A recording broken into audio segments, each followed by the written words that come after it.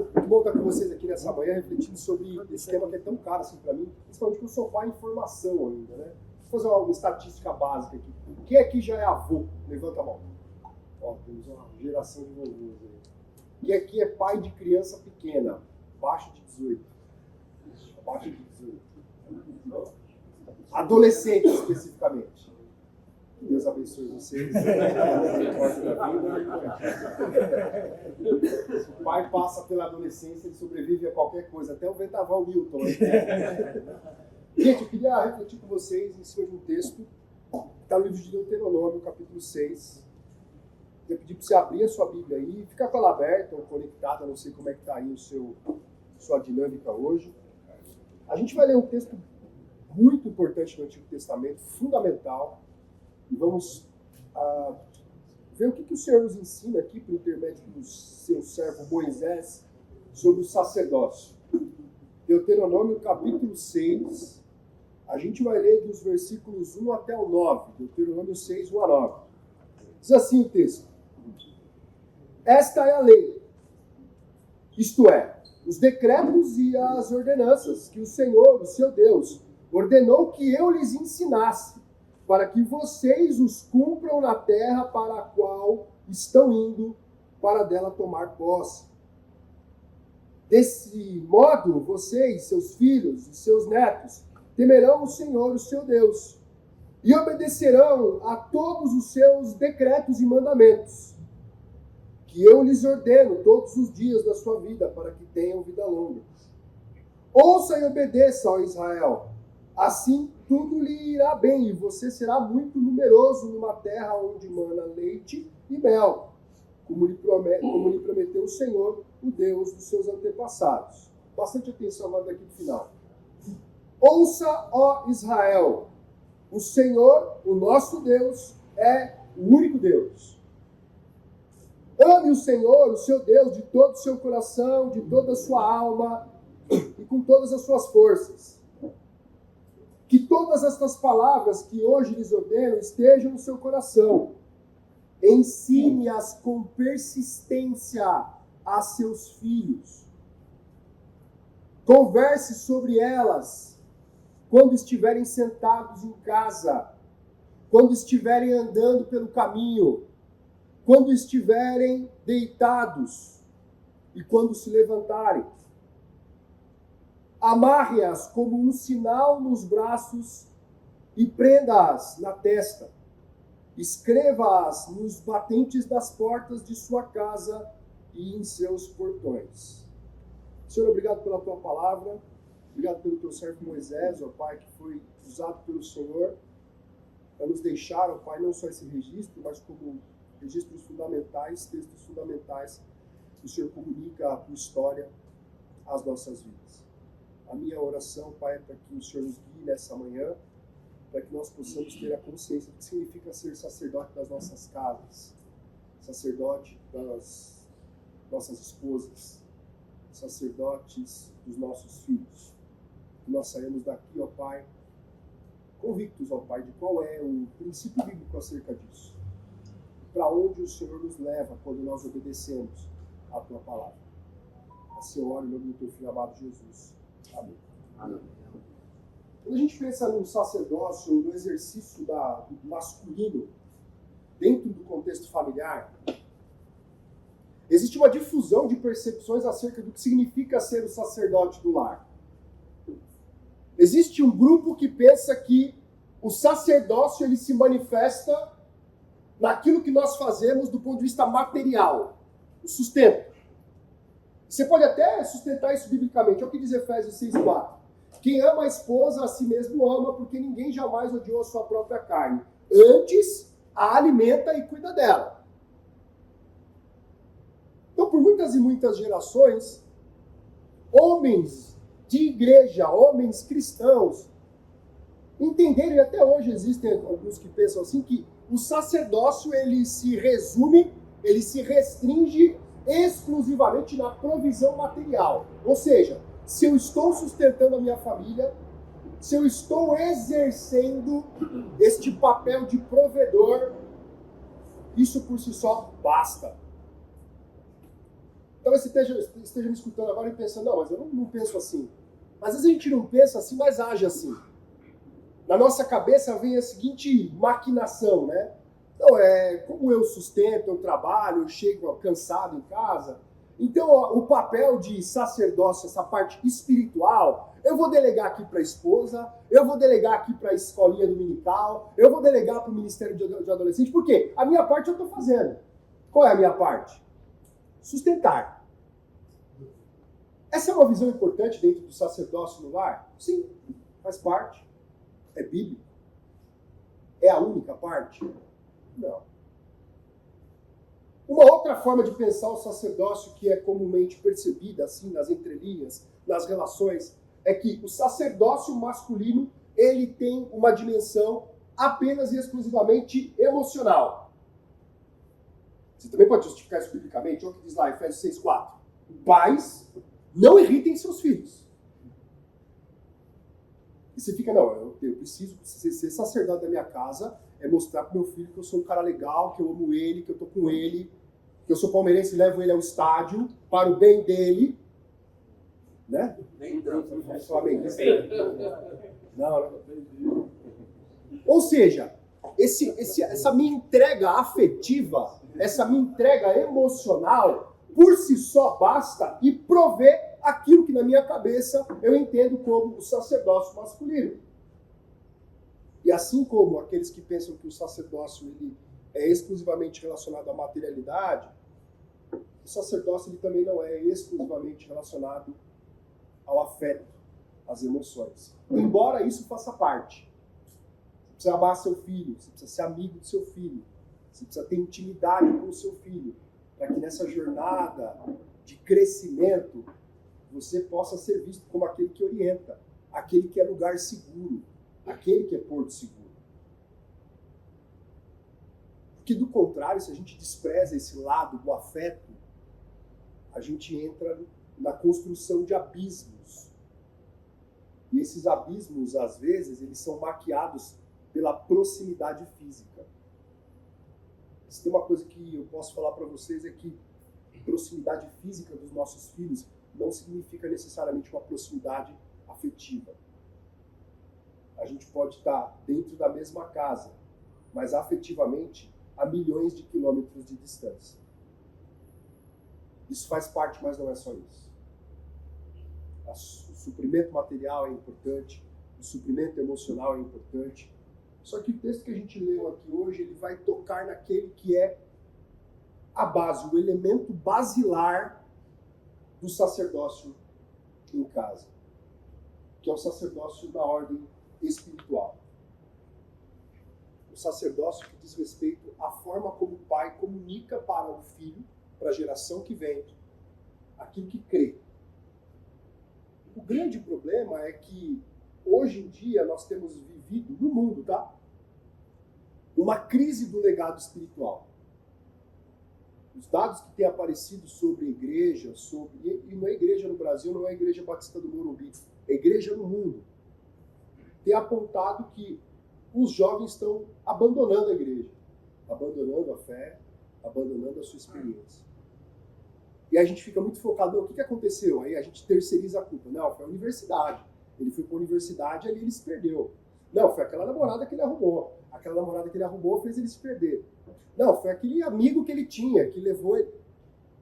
Sendo que, se a gente olhar para o ponto de vista bíblico, a essência disso aqui, muitas vezes, é a nossa negligência com a questão mais elementar do sacerdócio masculino, que é o sacerdócio voltado para a espiritualidade. O que a gente pode chamar aqui de transmissão do legado de fé. Você percebe muito facilmente jovens que são firmes com o Senhor, jovens que sustentam a sua vida independente do contexto onde estejam.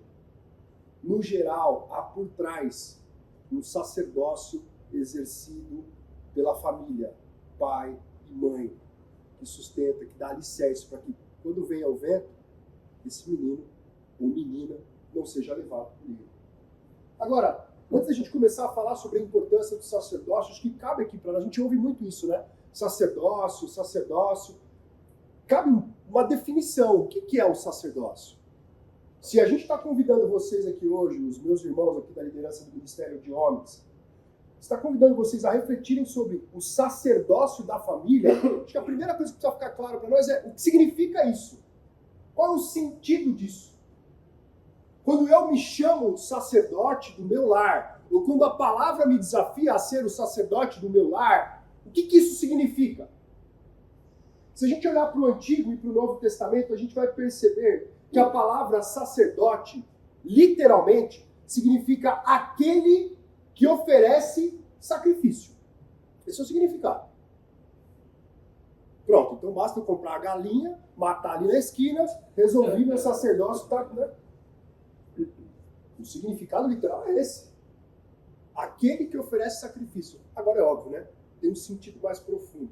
Você pode entender também a palavra sacerdócio ou o ofício sacerdotal como aquele que representa o sagrado diante de uma relação.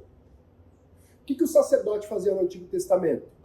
Era aquele indivíduo que era comissionado por Deus para estabelecer uma relação entre Deus e o povo. É por isso que ele vai colocar essa ideia daquele que realiza sacrifício. Por quê? O sacerdote está aqui se relacionando com o povo, se envolvendo com o povo, percebendo a miséria do povo, sacando quais são os problemas do povo.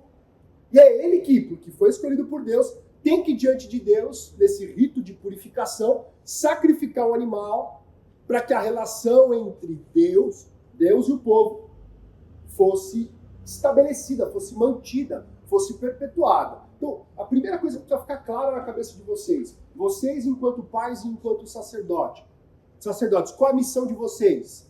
É ser este comunicador das coisas de Deus para o coração dos seus filhos. Ser esse indivíduo que vai zelar pelo crescimento e vida espiritual dos seus filhos, respondendo diretamente a Deus. É isso que significa ser sacerdote. Ser o representante do sagrado no solo do seu lar. Por isso que essas visões distorcidas, é só o material, é só o emocional, elas não conseguem dar conta da perspectiva bíblica acerca disso.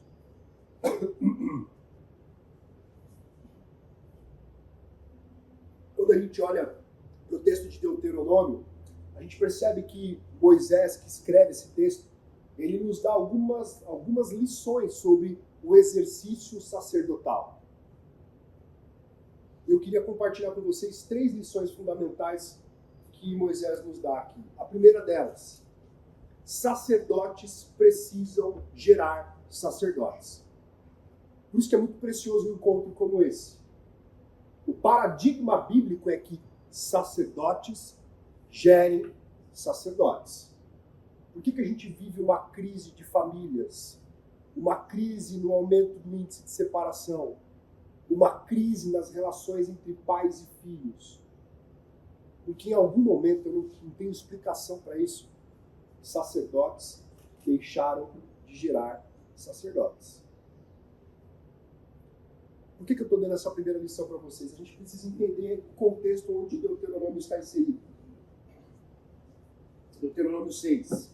Quando a gente olha para Deuteronômio 6, se você está com a sua Bíblia aberta aí, voltando para o 5, você vai perceber rapidamente o que está acontecendo aqui. No capítulo 5 de Deuteronômio, os 10 mandamentos são dados por Deus a Moisés para estabelecer uma relação entre Deus e o povo. Esse povo recém-liberto. Esse povo que estava no Egito, vivendo como escravo, que observou a voz e o cuidado de Deus através das 10 pragas, da libertação do Egito. Esse povo que está saindo peregrinando de um lugar de escravidão para um lugar chamado de terra prometida. Esse povo que está no deserto. E Moisés é escolhido como o representante do sagrado para esse povo. Quem é Moisés? Um sacerdote. De uma grande família, uma comunidade de fé que Deus confiou a ele, que é o povo migrando no deserto. Ele, como representante do sagrado, percebeu a lógica? Ele, como representante do sagrado, subiu ao monte, Deus entra em contato com ele, dá a ele os 10 mandamentos e fala, volte, porque essa orientação, ela serve para estabelecer uma relação saudável entre os meus filhos que estão ali, do qual você é o representante do sagrado, e mim. O capítulo 6, ele entra nesse contexto. É quando Moisés volta e está dizendo, olha, galera, eu trouxe aqui para vocês o que Deus me enviou. No fundo, o que Moisés está fazendo é ensinando aquele povo a assumir a responsabilidade de ser sacerdote da sua casa, do seu lar. Por isso que essa primeira lição é muito importante. Se somos sacerdotes, não temos só a responsabilidade de sermos sacerdotes do nosso lar. Todo aquele que é sacerdote tem a responsabilidade também de ser criador, gerador de outros sacerdotes. E me alegra muito olhar daqui para aí. Porque eu vejo desde aqueles que são vovôs até os meninos mais novos. Acho que o mais novo aqui é o Otto, né? Quantos você tem, Otto? 20. Tem alguém mais novo de 20? Pronto, é o nosso little sacerdote aqui, ó. Isso é fundamental. Os mais novos precisam da relação com os mais velhos, para que eles aprendam o que significa ser pai, o que significa ser sacerdote. É isso que está acontecendo aqui nessa cena. Agora, o que o Moisés ensinou para esse povo acerca da experiência sacerdotal? A primeira coisa que ele ensina é que sacerdotes assentam as suas vidas, palavras e atitudes na palavra de Deus. Olha o que diz o texto. Versículo 1. Essa é a lei. Isso é, os decretos e as ordenanças que o Senhor, o seu Deus, ordenou que eu lhes ensinasse, para que vocês os cumpram na terra para o qual estão indo para dela tomar posse. Existe uma dimensão, não sei se vocês percebem no texto, uma dimensão que é transcendental, que é da ordem da divindade, e uma dimensão terrena aqui. Não sei se você já parou para prestar atenção, mas quando você lê os 10 mandamentos, existem ali mandamentos que eles são verticais, que dizem respeito à relação entre o homem e Deus. Não terás outros deuses além de mim. Não fará para ti nenhum ídolo ou escultura. E existem outros mandamentos que eles são horizontais. Não matarás, não adulterarás, não roubarás. Pegaram? O que o texto está deixando bem claro para nós aqui? Que todo sacerdote ele precisa estar fundamentado em uma referência, um referencial. A gente não é sacerdote do nosso lar a partir daquilo que a gente acha. A gente é sacerdote do nosso lar a partir de uma referência bíblica que o Senhor nos deu. E aí fica fácil, você não precisa inventar nada. Basta você conhecer o que é a lei. Por isso que ele começa dizendo, olha, esta aqui é a lei. E ela serve para quê? Para nortear os seus caminhos.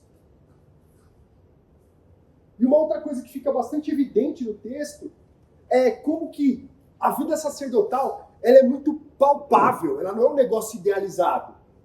Porque às vezes a gente acha que para ser sacerdote a gente precisa usar uma roupa diferente, vou fazer devocional com meu filho, vou pôr a gravata, vou aqui criar um ambiente. Aí a gente idealiza tanto esse momento espiritual com o filho que não faz. Não faz por quê? Porque a gente não. Como assim? Só vou abrir a Bíblia, vou ler. Aqui é muito chão de fábrica. Ele vai dizer o seguinte, olha, essa é a lei. Vocês precisam cumpri-la na terra. É na dimensão da realidade. É na dimensão da existência. Ser sacerdote significa viver numa terra caída, numa terra com problemas. Por isso que o comando, a orientação que Moisés vai nos dar é que, em primeiro lugar, todo sacerdote ele precisa estar alicerçado na palavra. Não dá para ser sacerdote do seu lar se você não conhecer a palavra. A ausência de conhecimento da palavra fará com que você seja um omisso. E as consequências disso virão tarde. Que a gente vai omitindo o pastoreio dos nossos filhos, o sacerdócio do nosso lar. E quando são pequenos, a gente não percebe o dano que isso gera. A ausência do sacerdócio, sabe quando que ela aparece? Quando já é tarde demais.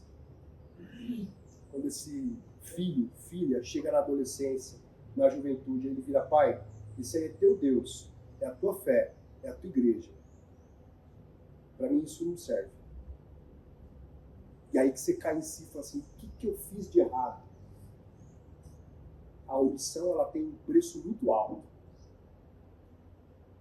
E a omissão começa com a ausência de uma vida de intimidade com Deus. Se nós não temos profundidade na palavra, nós não conseguiremos ser sacerdotes dos nossos lares.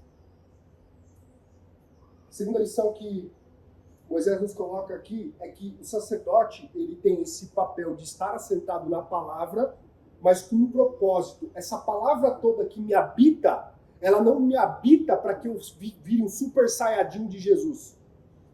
Só os meninos mais novos entenderam a referência. Os caras mais novos riram, né? Gente, para quem não sabe, tem um desenho chamado Dragon Ball Z, e o cara mais poderoso do desenho chamava Super Saiyajin. Então, só para contextualizar. Então, o que acontece? Eu não vou preencher a minha vida com a palavra para ser um super crente. Eu preencho a minha vida com a palavra para que eu seja fonte, para que eu comunique, para que eu compartilhe, principalmente pensando em gerações, em legado. Olha o que diz o texto. Versículo 2. Desse modo, vocês, seus filhos e seus netos, temerão ao Senhor, o seu Deus, e obedecerão a todos os seus decretos e mandamentos que eu lhes ordeno, todos os dias da sua vida, para que tenham vida longa. O paradigma do sacerdócio é compartilhar. Compartilhar não é perder. Compartilhar é multiplicar. Esses dias eu vi uma entrevista de um homem chamado Eli Horn. Não sei se você já ouviu falar desse cara. Ele foi presidente do grupo Cirela. E esse homem, ele doou da fortuna dele R$1 bilhão. 1 bilhão. Aí perguntaram para ele assim: como assim você doou R$1 bilhão? Aí ele virou e falou assim: não doei 1 bilhão, doei só 60% de tudo que eu ganhei na vida. Que eu nem sei quanto é que é, pode ser até mais do que isso. Aí o repórter, assim, atônito, né? Com esse cifrão, assim: como assim? Aí ele respondeu assim: ó, se alguém tem algo e não dá, não entrega, com certeza essa pessoa ficará pobre. O ato de entregar, e aqui a referência que eu quero fazer é entregar aquilo que o teu coração está cheio, a palavra do Senhor para o teu filho. Faz com que essa riqueza que habita você, ela seja perpetuada. O sacerdote que assume a responsabilidade com as novas gerações, ele não está pensando no mundo que ele vive. Ele está pensando no mundo que ele não viverá. Comunicar a verdade bíblica do seu coração para o coração dos seus filhos, dos seus netos, é preparar um mundo que você não habitará. Porque provavelmente você não vai ver os filhos dos seus netos vivos. Os filhos dos seus netos. Mas o compartilhar no hoje faz com que esse amanhã, que você não vai estar aqui para ver, ele seja firme, ele seja sólido na presença do Senhor.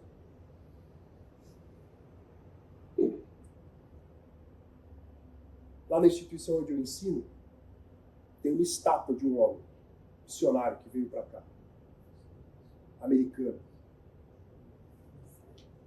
Está lá a homenagem àquele missionário e tal, ele veio para cá e fez muitas coisas e tal. Eu lecionei para o neto desse homem da estátua. Um menino longe de Deus, um menino avesso ao Evangelho, um um menino que se colocava como inimigo da fé, mesmo estando numa instituição cristã. Eu dei aula para esse menino até os 17 anos de idade. Ele se formou. No ano seguinte, a gente recebe a notícia. Fulano tirou a própria vida. Em que momento desse indivíduo chegou nesse indivíduo? O que aconteceu? Nós precisamos ter responsabilidades pelas gerações que o Senhor coloca nas nossas mãos. E a primeira delas são os nossos filhos.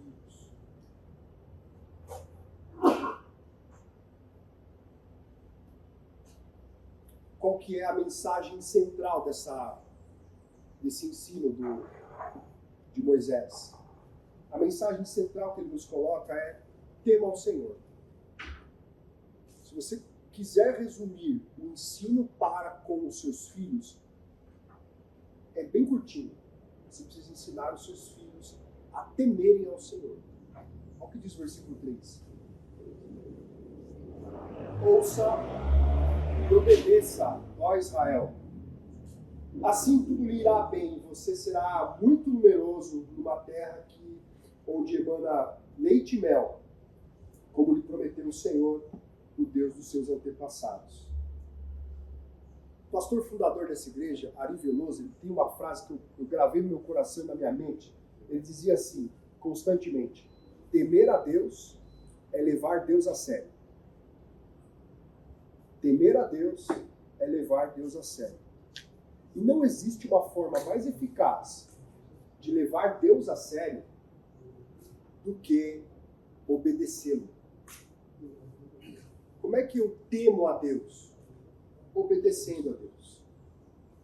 Como é que eu obedeço a Deus? Crendo na sua palavra, entendendo que ela é realmente palavra de Deus. É isso que nós precisamos ensinar para os nossos filhos.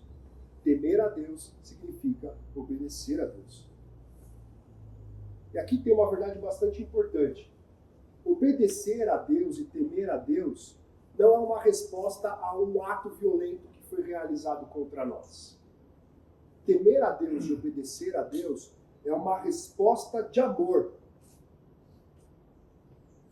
Vamos lembrar o contexto? Moisés está falando aqui para um povo que viveu como escravo por décadas. E depois de viver como escravo por décadas, eles foram libertados. A resposta de alguém que foi resgatado é uma resposta de gratidão, é uma resposta de amor. Então, quando eu desafio vocês, ensinem seus filhos a temerem a Deus, assim como vocês temem a Deus. No fundo, eu estou desafiando vocês a responderem em amor aquilo que Deus fez por nós. Nenhum ato de amor poderia ser feito maior para nós do que o que Deus fez por intermédio do teu filho, do seu filho Jesus, morrendo por nós na cruz.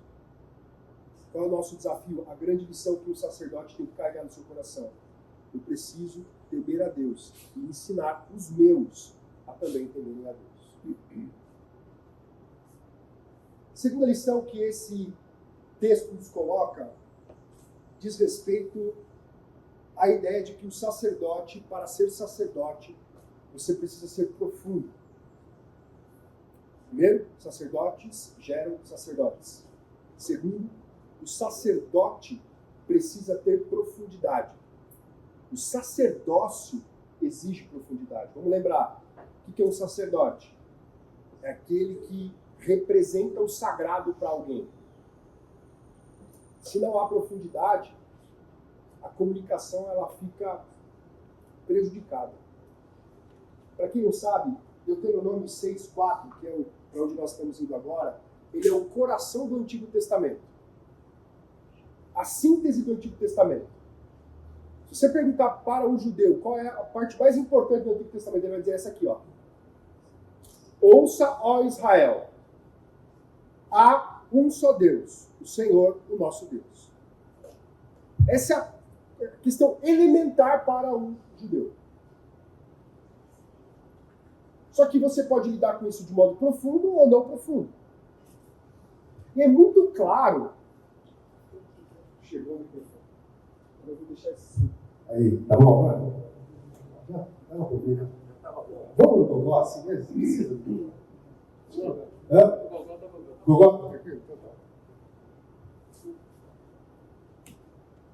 Voltando. Então, o que a gente precisa entender é que quando a gente lida com o sacerdócio, precisa ter, assim, nitidamente, uma expressão de profundidade em nós, profundidade na relação com Deus. Deixa eu dar um exemplo. Quando você vai conversar com alguém sobre carros, você percebe rapidamente se aquela pessoa tem profundidade ou não no assunto. Alguém aqui já conversou com o pastor Samuel sobre carros? Eu não sei se vocês sabem. O pastor Samuel é um profundo conhecedor de carros. Toda vez que eu vou comprar um carro, eu digo para ele, falo, Samu, estou pensando em comprar esse aqui. Aí ele fala, não compra esse aqui não, porque no ano de fabricação dele, tem uma peça aqui na viboca da parafuseta que sempre dá problema e custa tanto. Então, se você comprar esse carro, você vai, em algum momento, vai gastar tanto. Você sabia que o pastor Samuel tinha essa... Ele é um profundo conhecedor de carro. Então, quando você conversa com ele sobre esse tema, você sabe que existe ali o quê? Enraizado no coração dele, profundidade. Por isso que ele fala com propriedade. Como é o seu nome, irmão?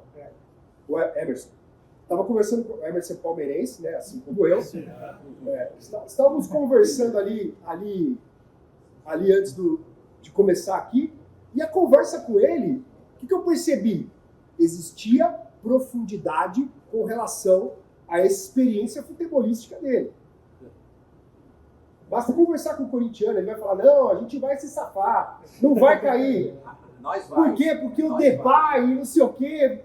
Ou seja, o ponto é, basta você ter poucos minutos de interação com alguém para perceber se essa pessoa tem profundidade em determinado assunto. Só que o inverso também é verdadeiro. Basta você conversar 2 minutos com uma pessoa para perceber que ela não tem profundidade em determinado assunto. Pedro, meu amigo, é historiador. Fiz faculdade de história na mesma faculdade que eu. Se você for conversar com ele sobre história, você vai perceber rapidamente que ele é profundo conhecedor daquilo, que aquilo exala dele.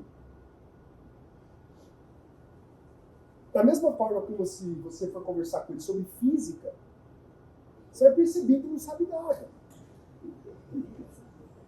Gabriel, qual é o ponto? O sacerdócio, ele exige que tenhamos profundidade. Profundidade.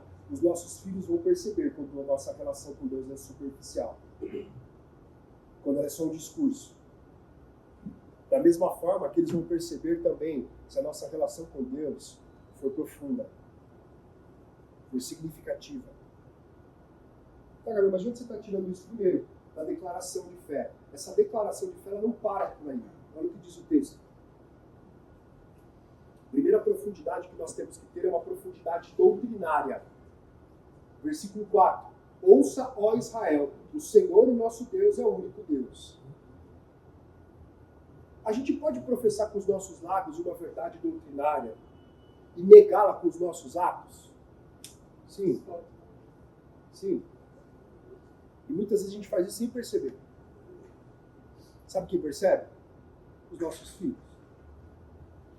Eles sabem quando o discurso não está alinhado com a prática. Eles sabem quando o pai é o cara mais legal do mundo na igreja, mas chega em casa e é terrível.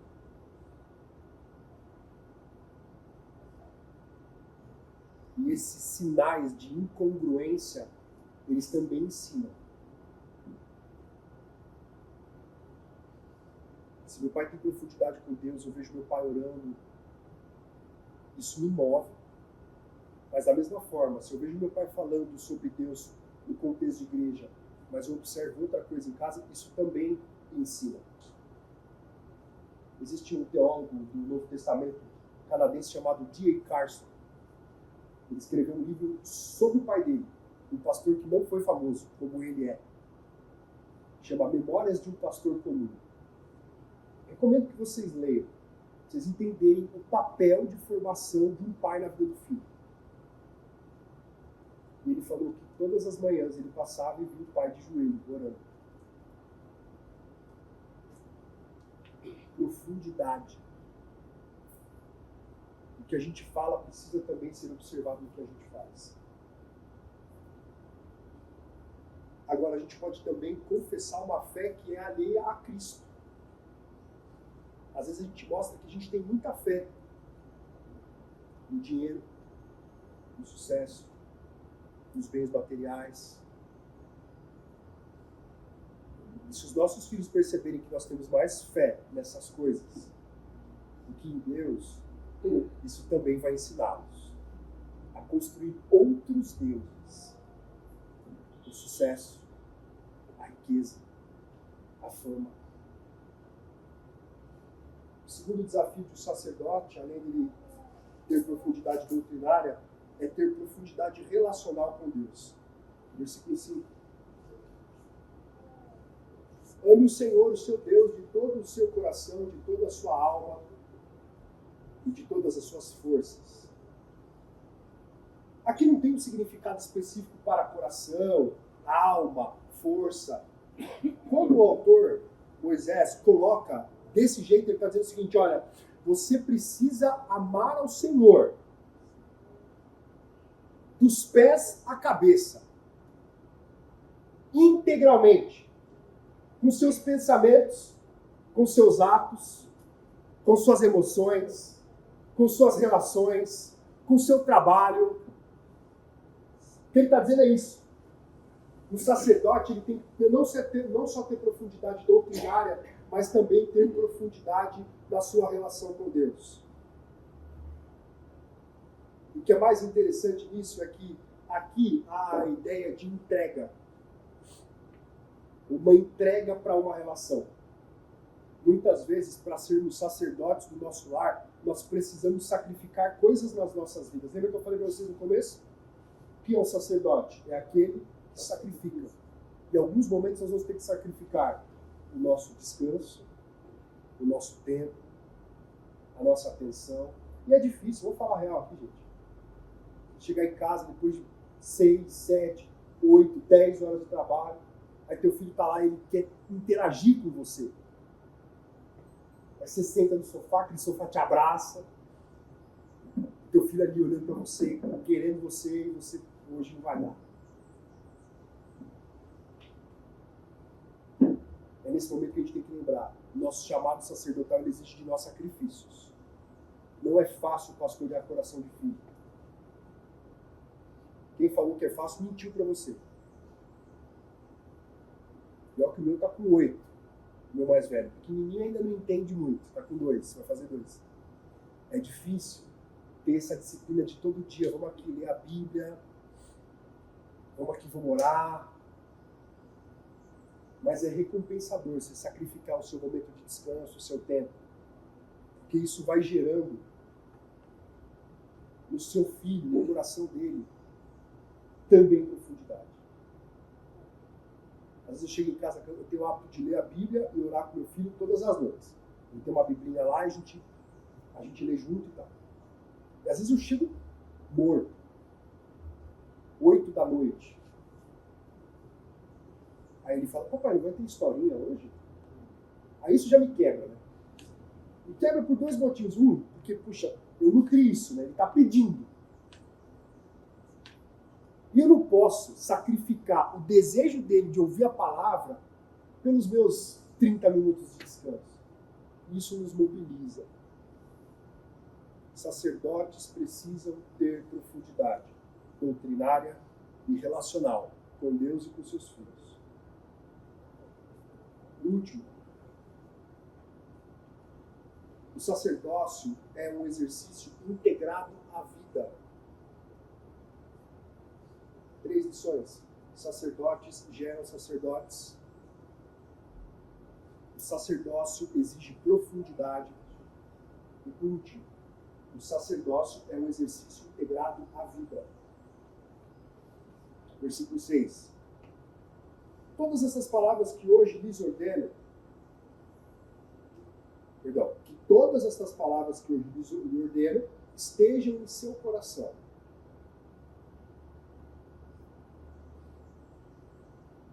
Para o Antigo Testamento, nesse caso aqui, a habitação do coração, eles consideravam o coração o centro da vida.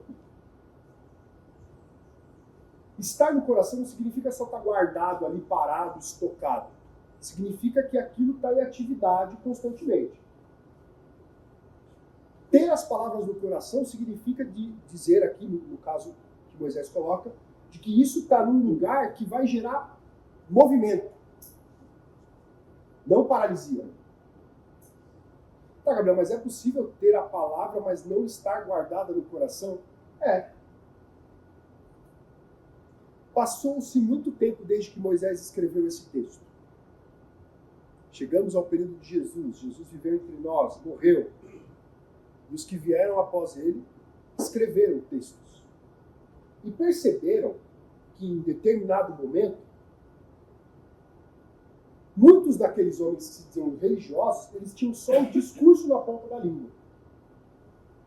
E esses homens começam a ser reprovados, porque eles têm na ponta da língua a palavra, mas não têm no fundo do coração. Olha o que diz Tiago, capítulo 2, versículos 17 e 18. Tiago está combatendo esse tipo de gente. Tiago é um indivíduo que lidou muito com os fariseus. E ele percebia nos fariseus toda uma estética religiosa. Ele andava como crente, falava como crente, agia como crente, todos os trejeitos estavam ali, só que era um coração vazio. E aí Tiago vai dizer o seguinte, esse texto foi polêmico na história da igreja, diz assim, olha, assim também a fé, se não tiver obras, é morta em si mesma. Mas dirá alguém, tu tens fé, eu tenho obras. Mostra-me a tua fé sem as tuas obras, e eu te mostrarei a minha fé pelas minhas obras. Como é que por muito tempo esse texto foi interpretado? Pô, peraí, o que salva é a obra, não a fé. Ao ponto de Lutero ter dito o seguinte, ó, essa carta aqui eu acho que nem tinha que estar na Bíblia. Como assim? A fé é que salva, não as obras. Só que ele não entendeu, e aqui não sou eu que estou dizendo, tá? São os caras que estudaram ele. Então parece uma audácia da minha parte dizer que o Lutero não entendeu. Mas esses caras que estudaram esse texto a fundo, eles disseram, olha, o público de Tiago é o hebreu, o fariseu, que fala, ele falava assim, em alto e bom tom. Era comum que esses caras andassem e gritassem em hebraico, Shema Israel Elohim Adonai, que é o texto de Deuteronômio 6,4.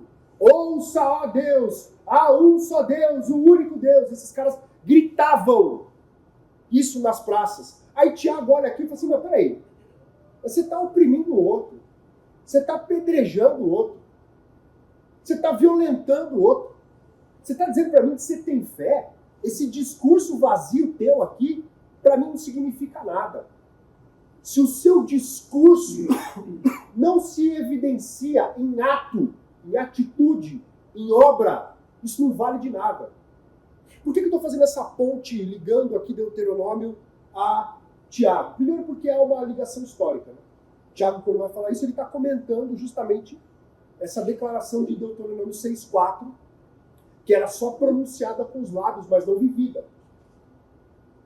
E qual é o alerta que fica para nós? O alerta que fica para nós é que nós podemos cair nessa armadilha de falarmos audivelmente acerca da fé, mas não experimentarmos nos nossos atos a fé em prática. O desafio que fica para nós é entendermos que a fé ela tem uma dimensão cotidiana e ela só vai se desdobrar em atitude quando ela estiver no coração, não na mente e na ponta da língua.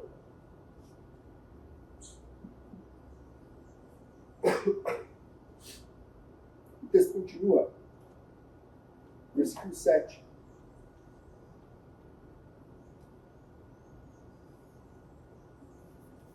Ensine-as, essas palavras, com persistência aos seus filhos. Converse sobre elas quando estiver sentado em casa, quando estiver andando pelo caminho, quando se deitar e quando levantar. O que Moisés está dizendo aqui para nós é que, como a lição que ele está nos trazendo, o sacerdócio do pai para com o filho ele se manifesta no cotidiano, no dia a dia. E aqui ele vai usar essas metáforas: levantar, deitar, andar, sentar. Porque se a gente não entende que o sacerdócio ele é um exercício para todo dia, a todo instante, a gente vai cair no ledo engano de achar que a responsabilidade do sacerdócio dos nossos filhos se restringe ao domingo, à salinha. Vai ter uma tia lá, vai ter um tio lá, vai ter um culto dos adolescentes, vai ter um culto dos jovens. Alguém vai fazer isso para mim.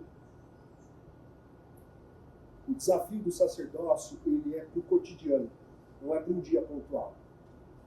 É importante trazer seus filhos aqui para que eles aprendam, para que eles interajam com outros amigos, é importante. Mas o desafio que o Senhor nos faz por meio da sua palavra é que esse exercício ele se dê no cotidiano. Quanto mais a palavra estiver envolvida nas nossas relações, mais clara ela ficará para os nossos filhos.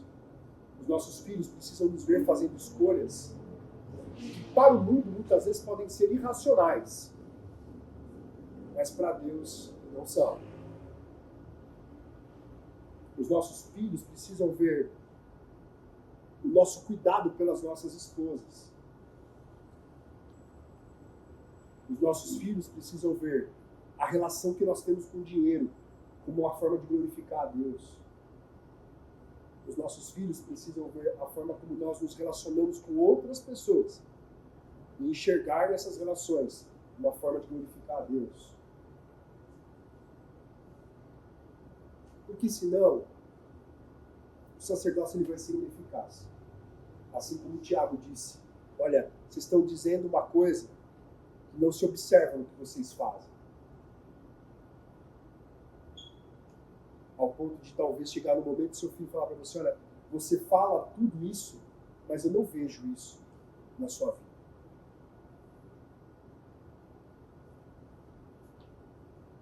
E o último ponto. Esse sacerdócio ele precisa estar evidente constantemente. Versículo 8 e 9 diz assim: amarre-as como um sinal nos braços e prenda-as na testa. Escreva-as nos batentes das portas de sua casa e em seus portões. Essa parte do texto é um pouco esquisita para a gente. Assim, como assim amarrar na testa? Pegar a Bíblia aqui por um cordão, você andando ela assim? Por incrível que pareça, nesse contexto, eu preciso de um pouco de história, né? Existia o hábito deles fazerem pequenas caixinhas de madeira e escrever trechos das Escrituras, inclusive esse, Deuteronômio 6,3. Escreviam textos, colocavam dentro dessa caixinha e amarravam. E saíam com isso até hoje, tá? Se você buscar os judeus ortodoxos, eles, no Bar Mitzvah, que é aquela cerimônia para adultez dos jovens, eles andam com essa caixinha na cabeça com um texto bíblico amarrado no braço. Por que existe essa... Óbvio, a gente não vai fazer isso, mas existe uma lição aí mais profunda para nós. Qual que é? Por que na cabeça e no braço? O braço tem a ver com atitude, com fazer. E a cabeça? Com pensar, com mente. Esse é o primeiro símbolo. Ele está dizendo o seguinte, olha, que no seu dia, onde você for, que a sua mente seja preenchida com a palavra.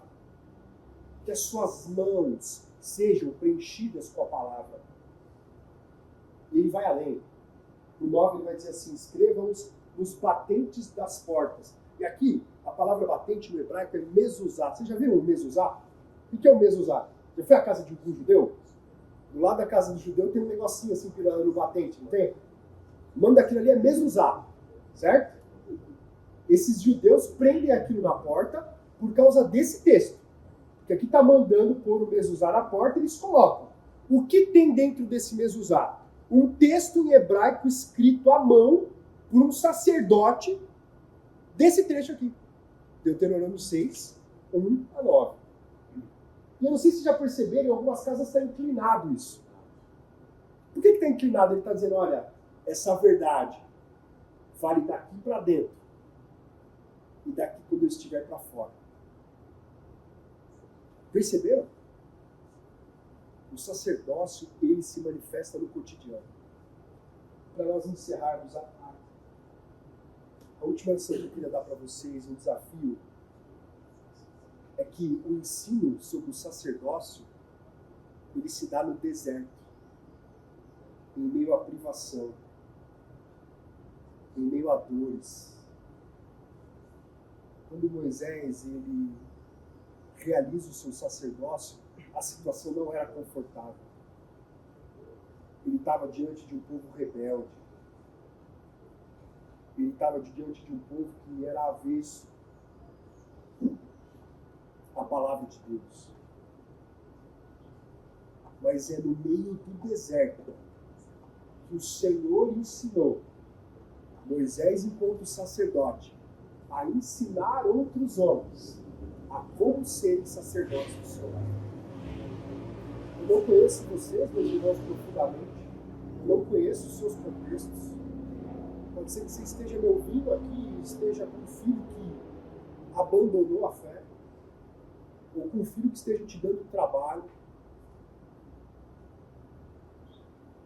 O desafio que eu tenho para você é que você pense que os sacerdotes nascem em situações adversas. Não existe situação adversa na qual Deus não possa habitar. E quando Ele habita,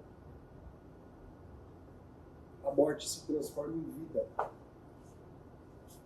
O deserto é só um campo de passagem para a terra prometida.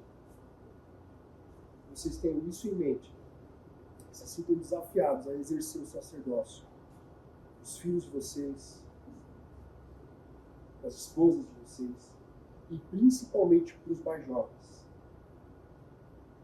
Sacerdote precisa gerar sacerdote. Dá a sua cabeça, vamos orar. Senhor Jesus, obrigado por esse tempo. Às vezes, Pai, é tão difícil a gente assumir essa responsabilidade de sermos sacerdotes do nosso lar. Porque isso demanda tempo, demanda profundidade, demanda relacionamento contigo. E muitas vezes, meu Pai, nós somos engolidos pela nossa rotina. A minha oração, Pai, é para que o Senhor nos desperte. Desperte para entendermos, ó Pai, esse chamado que a gente ouviu aqui hoje. Do teu servo Moisés, inspirado por Ti para os nossos corações.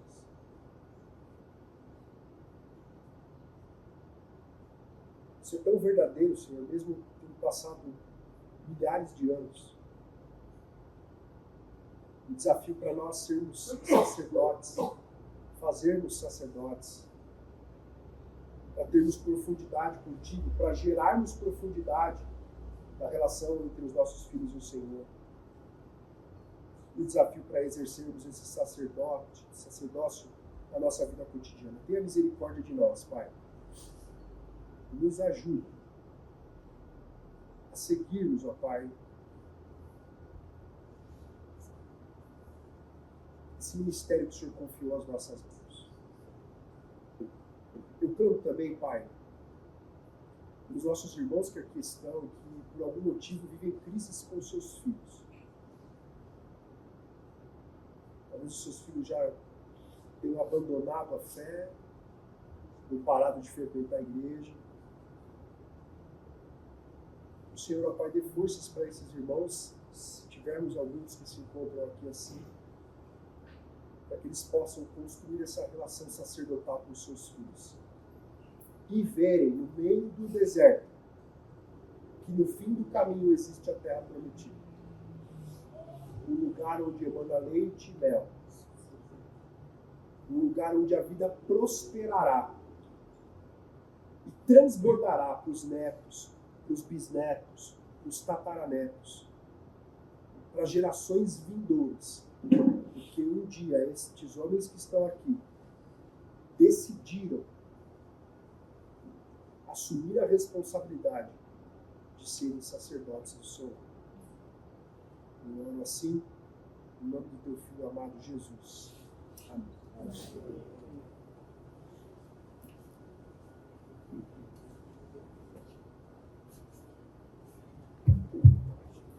Bom dia, irmãos. Bom dia. Bom, a gente vai entrar no momento agora de perguntas e respostas. Vou abrir esse momento de perguntas e respostas aqui. Quem quiser perguntar na sequência, já levanta a mão aí para se identificar, que a gente vai levar o microfone. Pastor Gabriel, a gente entendeu melhor, né, o papel do sacerdote e a responsabilidade que a gente tem que aponta para Cristo, dessa liderança sacrificial. E a pergunta que eu faço para a gente começar aqui é o que hoje, quais são as principais causas, ou a principal causa, para os homens se omitirem tanto do papel de sacerdote do lar? É ignorância do papel, indisposição em se sacrificar em prol da família e dos filhos, é uma questão cultural. Enfim, eu queria que a gente já começasse aqui entendendo por que muitos homens se omitem desse papel. Muito bom, muito bom. Existe um autor chamado Larry Crabb, ele é pastor e psicólogo, psiquiatra e tal. Ele escreveu um livro chamado Silêncio de Adão. Alguém aqui já leu esse livro? Cara, anote e leia esse livro, por favor. Você que é pai, não vou usar as palavras do meu amigo Jonas. Você não pode passar dessa vida para outra sem ler esse livro. Leia esse livro, O Silêncio de Adão. Por que eu estou começando com essa citação? O Larry Crabb vai dizer o seguinte, olha, o homem, por natureza, desde a queda, quando ele se vê diante de uma adversidade ou de algo que ele não consegue resolver facilmente, ao invés de encarar, ele se silencia. E aí ele vai usar, obviamente, o caso de Gênesis, né? Ele está diante de uma crise, a Eva chegou e falou, tem aqui uma situação aqui, vamos cair dentro. O que ele faz? Silencia. Ele não se posiciona. E aí ele vai dizer que desde então você percebe um padrão que se repete ao longo da história de homens diante dos dilemas que tem do sacerdócio, dos seus filhos, do cuidado com as suas esposas, negligenciando. Por quê? Porque o silêncio é mais fácil. Quer ver um exemplo disso? Às vezes a gente está lá na nossa casa, a nossa esposa ela vem e briga com a gente, e às vezes a briga nem é tão justa, mas a gente opta pelo quê? Pelo silêncio. E virou meio que um mantra social. Não, a mulher fala, balança a cabeça, lá em casa, vocês já viram isso? Lá em casa a última palavra é sempre minha. Sim, senhora. Por quê? O silêncio é mais fácil. Agora, como é que isso se manifesta no cuidado de filhos? Para eu ser sacerdote dos meus filhos, eu primeiro, como a gente viu aqui hoje, eu primeiro preciso ter uma relação de profundidade com o Senhor. E a gente também pena nisso. E para que eu não tenha uma crise de ter que ter uma vida com Deus e tal, eu prefiro o silêncio. É melhor não pastorear de meu filho. Aí a gente terceiriza. Não, lá tem a salinha, né? A salinha do domingo resolve. Os adolescentes, eu fui pastor de adolescente aqui de 2016 até o ano passado. Eu já atendi muitas famílias, pastor, eu não sei o que eu faço, você precisa resolver o meu problema. Como assim resolver o seu problema? Minha filha não quer mais ir para a igreja, eu não sei o que eu faço, então é o seguinte, estou aqui o contato dela, está na sua mão. Pais e mães. Então o que acontece hoje é que existe sim. Por isso que eu digo vocês lerem esse livro, ele vai apontar algumas saídas para você lutar contra isso, né? Existe uma espécie de, sei lá, eu vou tentar uma metáfora aqui, tá? Um vírus que é bem masculino, que é o vírus da omissão, do silêncio, sabe? E aí a gente tenta suprir isso como? Com dinheiro, com recurso, com escola. É muito mais fácil você colocar o seu filho no Dante, no Bandeirantes, do que se você gosta do seu filho. Então a gente vai meio que negligenciando. Isso não é um fenômeno nacional. Eu tenho estudado muito sobre isso, sobre a evasão dos jovens da igreja. É um fenômeno assim, global. Pra você ter noção, o mundo hoje, em média, ele tem entre 18 e 35 anos, a pesquisa que eu tive acesso, apenas 10% das pessoas entre 18 e 35 anos, isso foi em todos os continentes do mundo, são considerados discípulos resilientes de Jesus. 10%. Aqui no Brasil a gente está numa situação um pouco melhor do resto do mundo. 17% dos jovens entre 18 e 35 anos se declaram discípulos resilientes de Jesus. Quais são as outras categorias? Você tem o frequentador de igreja, está aqui, mas ainda a experiência é só uma experiência que é de tabela da família, até esse cara alcançar a autonomia. Quando ele alcança a autonomia, ele vai embora. A terceira categoria é o cristão nominal, ele já não vai mais à igreja, mas se você perguntar para ele, você acredita em Deus? Acredito. E o quarto é aquele que já não se declara cristão. E aí, como é que a gente faz para lutar contra isso? A gente precisa começar a quebrar esse ciclo de silêncio, a quebrar esse ciclo de omissão, e começar a nos ajudar uns aos outros. Sabe uma coisa que prejudica muito nesse processo todo? É a ausência de construção sacerdotal intergeracional. Eu falo por mim, eu não tive nenhum cara mais velho que me acompanhou, vem aqui, eu vou te ensinar a ser pai. Você aprende com o quê? O que teu pai foi para você. Só que a bagagem que você tem do que teu pai foi para você, ela não é muito boa às vezes. Se eu perguntar para qualquer pai aqui mais velho, como é que é a relação com o seu pai? Ela é boa. Mas, pô, ele fazia isso aqui que eu não gostava. Isso aqui eu não quero repetir com os meus filhos. E a gente carrega isso. Então, a gente precisa, dentro da comunidade de fé, gerar essas relações intergeracionais de ensino da experiência sacerdotal. Isso é fundamental.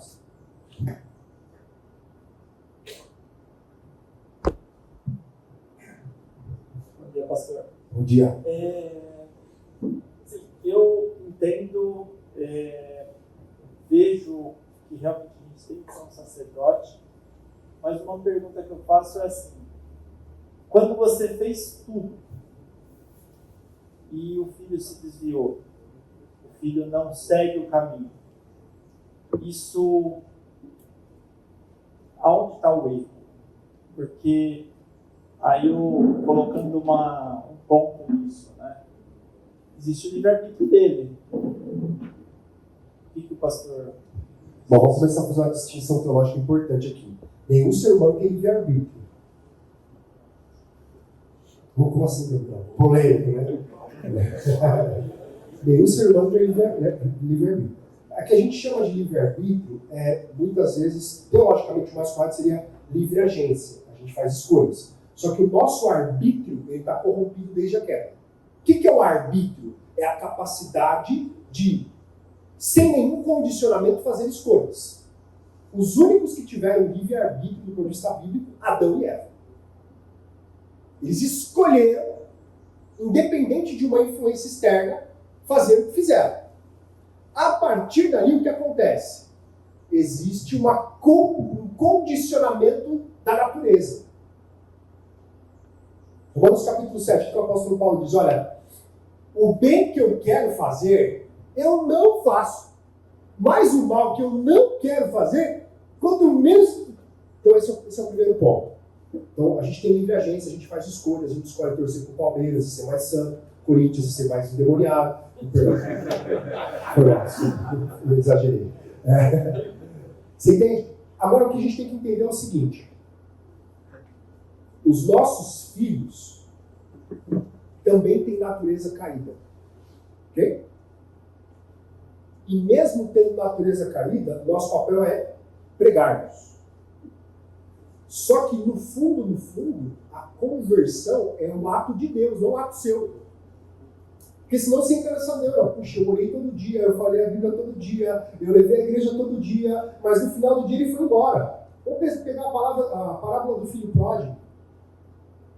Óbvio, Jesus está contando aquela parábola para mostrar para o povo ali, os fariseus: cara, vocês não entenderam nada. Eu estou caminhando com vocês há 1000 anos. Eu abri o mar, eu peguei e mandei maná do céu, eu dei terreno, eu dei reinado, e vocês não aprenderam nada. É o filho que vira para o pai e fala: não quero, estou fora. Então a primeira lição para você, meu, como é o seu nome? Carlos. A primeira lição para você se o teu filho ele entra por um caminho de perdição, não necessariamente a culpa é sua. Na verdade, o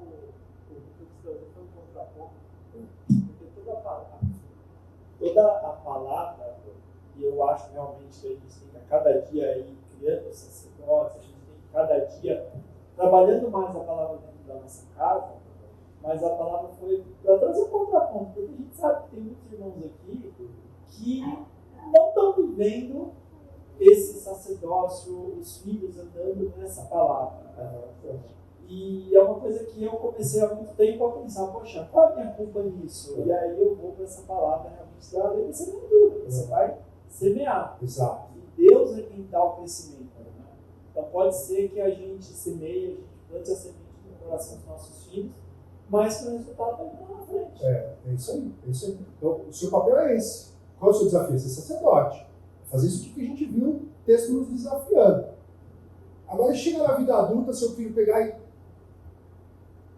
Você não pode ser acusado de omissão. Você fez o seu papel. O que te cabe? Interceder pelo seu filho.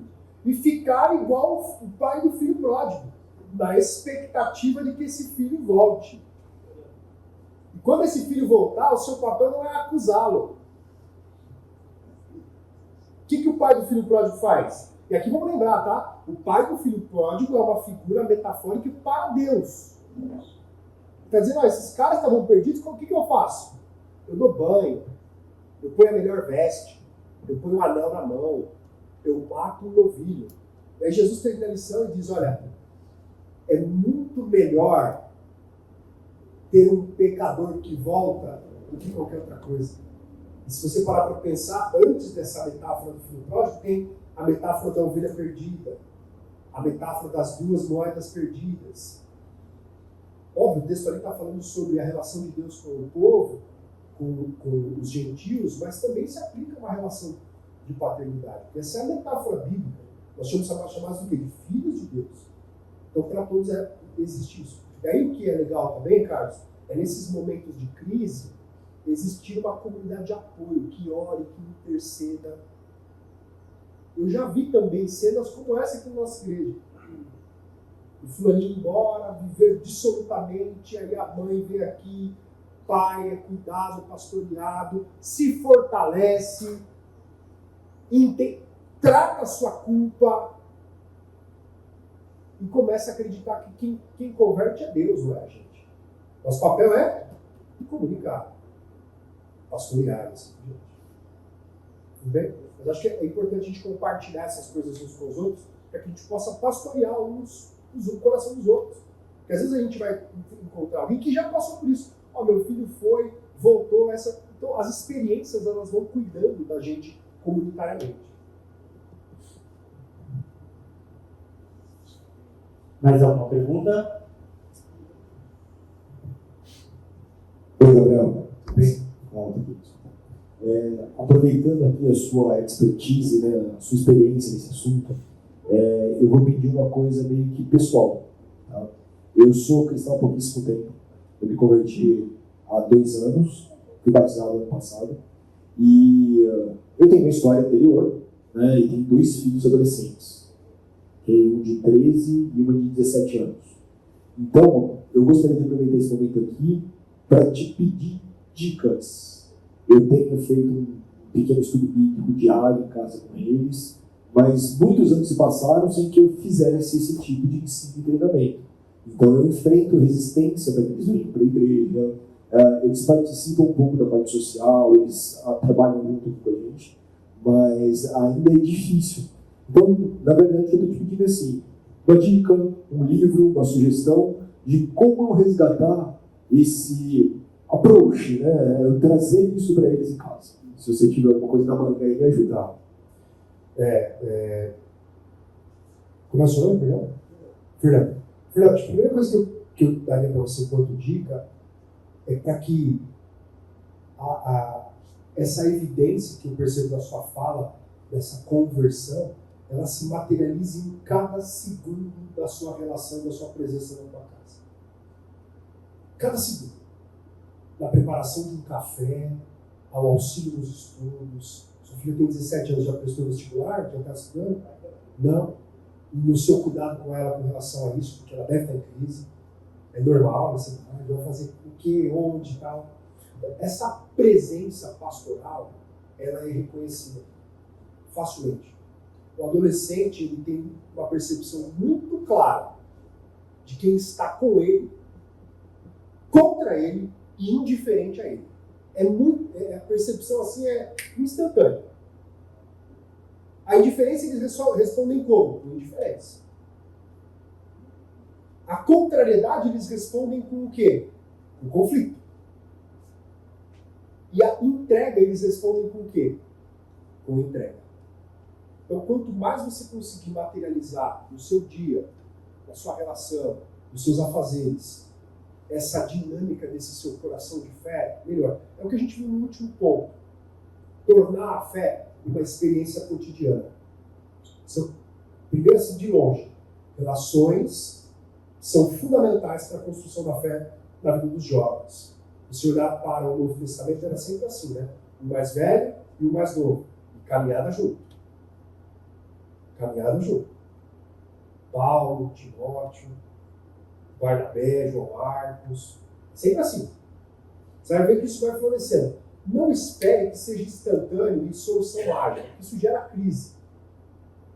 Ainda mais nesse contexto que você me fala. Né? Parece que a família está começando aí a ter essa experiência de fé. Esses 2 anos é recente. Então, é um mundo novo. E a gente nunca mergulha no mundo novo de cabeça. Fora isso que tem a ver com o cotidiano, minha dica para você é: continue fazendo essas coisas concretas. Orar, ler. Ah, mas ela não quer. Continuemos. Você tem que aproveitar. Eu falava muito para os pais dos adolescentes aqui. Ah, mas ele não quer vir para a igreja. Assim, enquanto você é pai e você ainda tem essa capacidade de tomar a decisão, tome a decisão para o bem. Eu estava conversando com o Carlos. Enquanto eu puder fazer, se um dia o seu filho pegar, casar, sair da tua casa, você já não vai ter autonomia para ir lá na casa dele. Ó, vou para a igreja hoje porque eu sou pai. Não, acabou ali.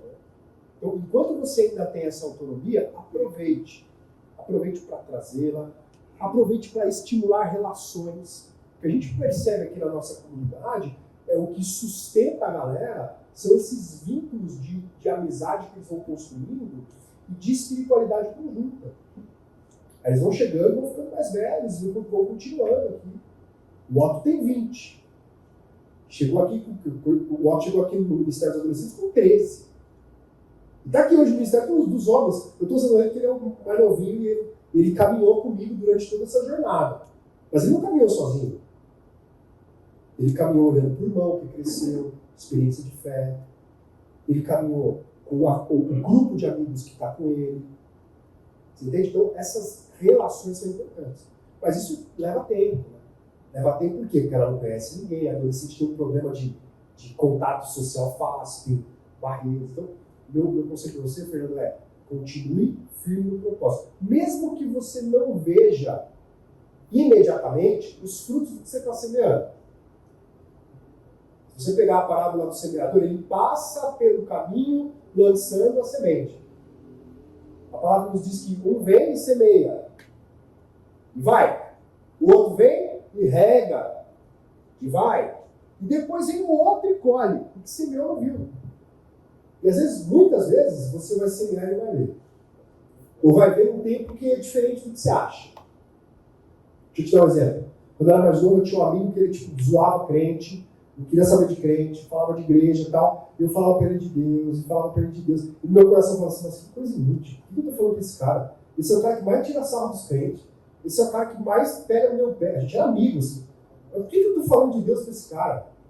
Aí passou a fase da adolescência, assim. Eu fiquei 6 anos sem ver esse cara. Aí um dia eu tava lá no bairro onde a gente morava e me encontrou. Falei: e aí, Leco? E aí, Leco, tudo bem, cara? Falei: Gabriel, você não sabe, cara. Casei. Falei: pô, que legal. Tive um filho também. Falei: que legal, Leco. Cara, você não sabe. Eu virei crente, estou tocando na igreja hoje. Eu não vi. Mas eu semeei. Então, tem isso. Isso tem muito nos nossos filhos. A gente vai começar a perceber coisas que a gente semeia. Depois de bastante tempo que a gente semeia, a gente fala: não, peraí. Acho que tem um dedinho meu aqui, hein? Então, Fernando, essa comunidade aqui vai estar com você em oração sempre. E também disposto a ajudar, assim. Os meninos aqui da equipe, os adolescentes que estão aqui sempre. Compartilhe o contato da sua filha. deixa o pessoal entrar em contato, acolher, você vai ver. Já aconteceram outros casos assim, de famílias novas convertidas chegarem com filhos adolescentes e depois os filhos se entrosam e permanecem.